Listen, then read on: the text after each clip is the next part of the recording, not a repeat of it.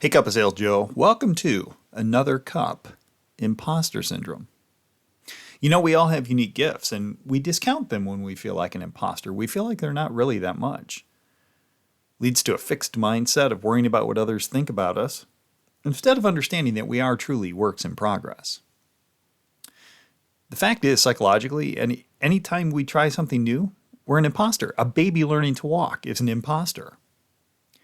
And therein lies the beauty hidden sometimes about being an imposter.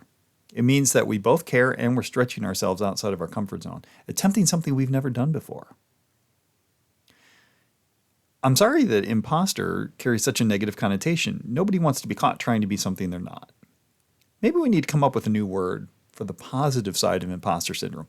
Maybe we call it growth syndrome, or ambition syndrome, or I'm trying something I've never done before, so give me a break syndrome. Let's look at this differently. If we called it growth syndrome, then isn't that something you'd want to be in all the time? I invite you to think of it as a welcome situation. Go out and be an imposter as often as you can. Try something new and don't be ashamed that someone may call you out. In fact, the psychological definition of imposter syndrome has a lot to do with hiding something. For example, Phil McKinney, former CTO at Hewlett-Packard, hid the secret for most of his life that he had never graduated from college, even though he became one of the most influential voices in technology. Later in his life, during a newspaper interview, it was inadvertently revealed that he had never graduated college. He hid it for a long time and worried that somebody would call him out as an imposter. In his own words, when the secret came out, the power that it held was taken away. He no longer felt like an imposter because there was nothing to hide. So we should reveal who we truly are. I've talked before about the value of visualization and seeing ourselves where we want to be, but we also have to be in touch with reality. If there's a skill that we don't have that we want, and we are in the process of developing it, part of the growth process and learning is knowing exactly where we stand in that cycle. How far are we along the learning curve? We can't really say that we're at one level before we're there. We need to be honest with ourselves. But when it comes to being honest with others, that's sometimes where we start to wear a mask, isn't it? We start to don the imposter cap. I invite you to battle this with a little dissociative thinking. Let me ask you this. What if someone else you worked with or someone else you knew revealed to you that they were suffering from feeling like an imposter? Maybe even someone you admire. Because believe me, we all suffer from this at one time or another. What kind of advice would you give them? How would you counsel them to be at their best given their concerns and fears about being revealed as an imposter? Whatever advice you would give to someone, maybe you should pretend someone else gave that to you. Or maybe that's what I'm saying. To disassociate from being you for a moment and give yourself the best advice that you would give to someone else. This is an interesting skill. And it separates ourselves from the person suffering from the situation, allows us to think more clearly and cleanly. That's where some good advice can come from. This is a skill that I deploy regularly, and one with practice that can become a real asset and handy in many situations.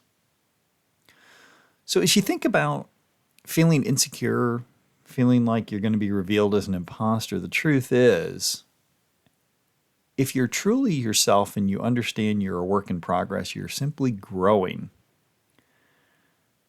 Do you see how that sometimes is the right road, but the tough road? I mean, don't get me wrong. If you really want to connect with other people, as much as you want people to admire you,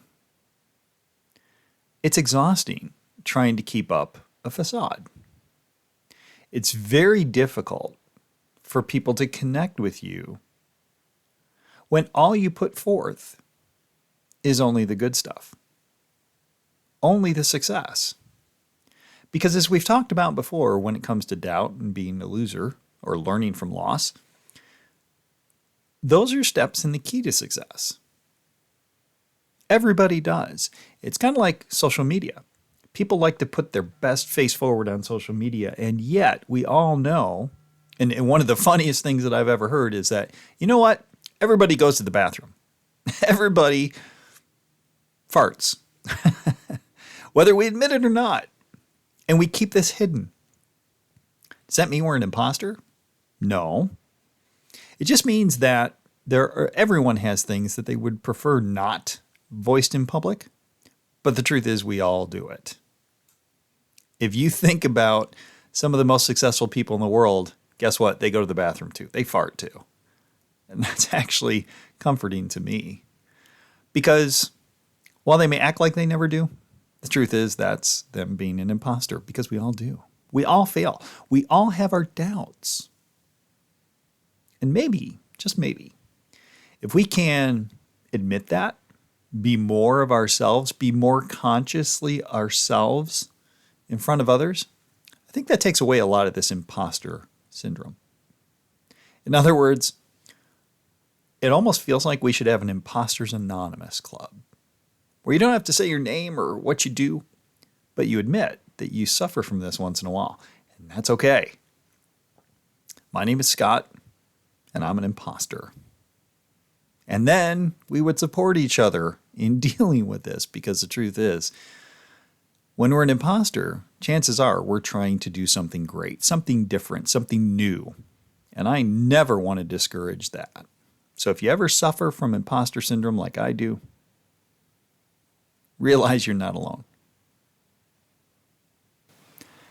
Thanks for joining me for another cup.